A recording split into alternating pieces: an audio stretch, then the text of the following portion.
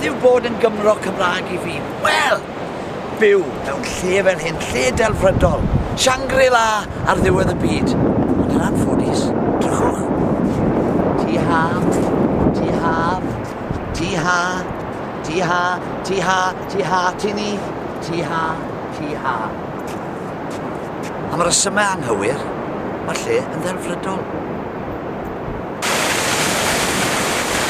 Bod yn Gymro Cymraeg yw gwybod bod ni wahanol I bawb arall yn y byd yn siarad un o'r ieithoedd yna yn Ewrop ac yn becso bod yr iaith na'n diflannu. A wedyn ni, mae'r Sais yn sefyll nhw'n y pentre ac yn dechrau dysgu Cymraeg. Gwych, ond nad ydyw Cymro Cymraeg ran a lawr. Wy'n teimlo bod ni'n rhan o hen drefen sydd wedi bod yma ers y dechrau. Mae Cymraeg yn y creigiau yma, mae Cymraeg yn y tywod, yn y reiad yna. Mae hyn yn oed yr adar yn canu'n Gymraeg. A mae'r tonau yma, maen nhw'n mynd mewn, a maen nhw'n mynd mas. Ond maen wahanol i'r rein, fel wedodd rhywun, I ni yma o hyd.